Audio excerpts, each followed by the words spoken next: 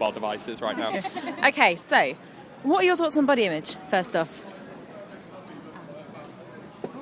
I think, I've had quite a few issues in the past. I worked in the acting industry and you had a lot of pressure on you to look a certain way.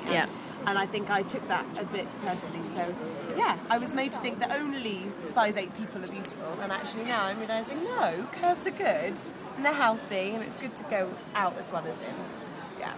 Brilliant. Anyone else? That's gross. No, it doesn't. We need a man opinion. Yeah, what does the man think? What is the male? What do you think of male body image in the perspective of how men try to achieve ideals? We're talking about how men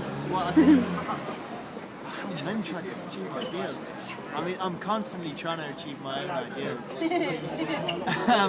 No, I think that there is a certain pressure placed on everyone to look a certain way. But I think that if you're happy with yourself, gold. That's fine. As a man, do you find that you feel able to talk about sort of body image issues? I don't feel that I ever really talk about it at all because it's not something that really affects me or in that sort of way. None of your friends are like that. Yeah, exactly. It's just sort of go out and have fun with the people that you really like and enjoy and in an image, okay, you dress yourself in a certain way, but I don't know, I don't really try to be someone else. That's good though. That's good. That's what we like to hear. If only everyone said that to us, we would have no jobs. Yeah, I think it's quite. A lot of stuff is focused on like female representation, how they should be. But when you look at things like men's health, and you realise what men actually have to go through to get that image of like the muscle that they're literally starving themselves, but doing really crazy stuff to their own bodies. It's no surprise. So horrific what they have to do to their bodies to you get hear those of guys muscles. like passing out and front cover shoots for like men's health. And that is and like they look really muscly, but they're not healthy. No, it's not healthy. And I know, it's like, weird a lot of because girls the guys are supposed to be big and the girls are supposed to be small. And sometimes naturally that isn't what we're supposed to be. Like I'm over 5'9". Like I'm not supposed to be tiny. And I think often like all women, although we might be supposed to be different sizes, supposed to think we've all got to be tiny or we've all got to be a certain way, but it's not natural. Yeah. I also think, which is, I don't know if you've had many people say this, but I used to work for a charity about children's obesity, childhood obesity. The stories I've heard made me think quite a lot more about obesity, not just being thin, but being big. And it's when you get people like...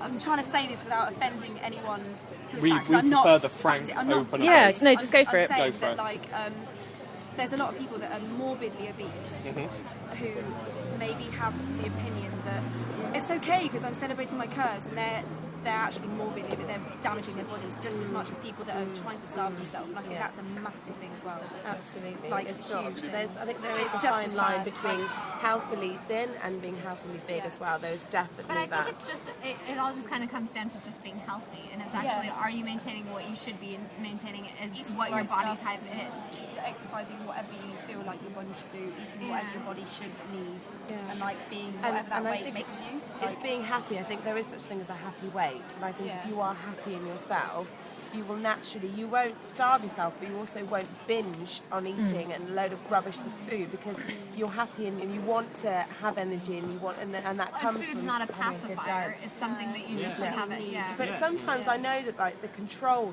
it's a lot of the control. If it's something that you can control, then it's that's when people get into trouble. Is it's something like I can decide exactly how thin I can be, and that's something that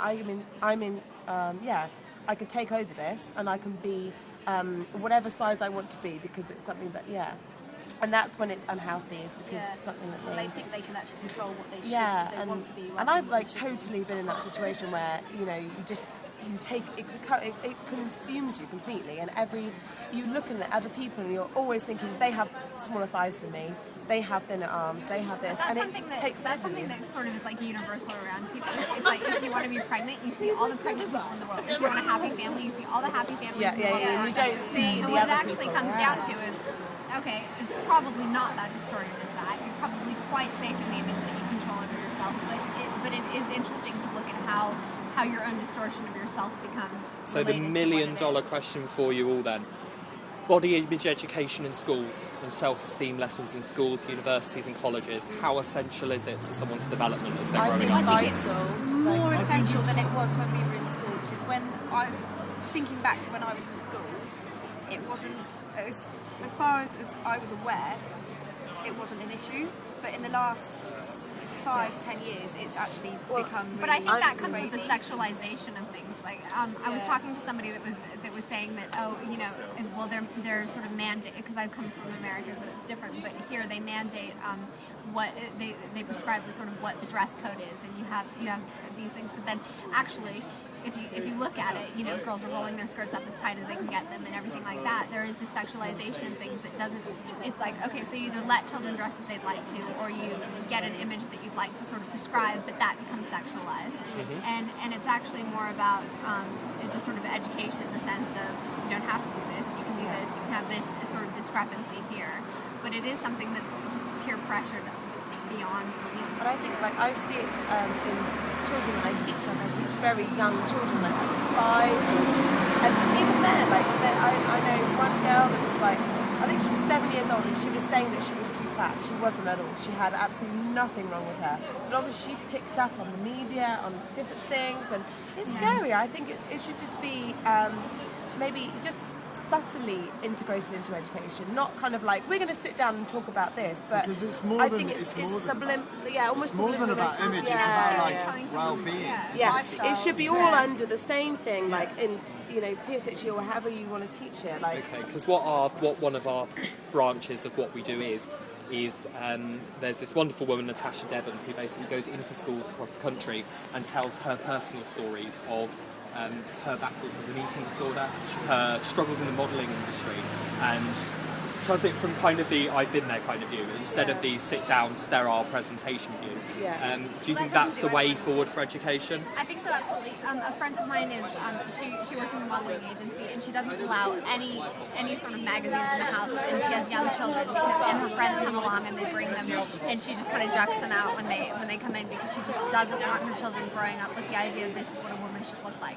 It should be you feel safe, you feel happy, you develop as a person, and that's how it is. But it is. I think campaigns were like there was one brilliant one where it showed a model before the actual shoot, and like all the things that had to happen to her, all the airbrushing, all the makeup, and how actually it was completely unnatural. And I really like that they like showed the it. Dove campaign. Yeah, it was the Dove one, campaign wasn't it? was Yeah. really good, And I thought that was brilliant because it showed all the young girls that would look at that and think, oh my god, I want to look like that. That actually it's not real. It's all it's all fake. That's sort of the same thing with the whole sexualization of it, though, too, which is a little bit. It's so tiresome because it's like you see a porn star and you're like, okay, that's what a woman should look like. It's like, well, okay, and that's what a man should look like. Actually, it's interesting because it brings both the man and the woman into it, because women, We're getting into porn. We're getting into porn. We're so getting into porn. away from porn. But actually, if you look at it, it's like, okay, that people watch so basically, young age. women have. But actually, it's interesting because it brings in sort of the whole, sort of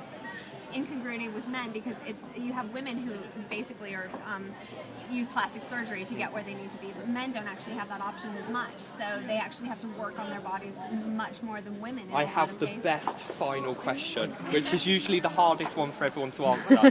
One from each of you. What's the favourite part of your body? The most favourite part of your body? Have you not noticed it's really easy to list the things you don't like? Yeah. It's a lot really more hard. difficult to say, yes, I like this. We recently ran a campaign on our social media of what people found to be the best part of their body, and so many people were like, oh, I don't know. Well, they list a really, million really bad had to things. think about it, and it took them a long time to actually decide on the one thing that they really liked. I do like my ass. That's good. Good That's girl. good.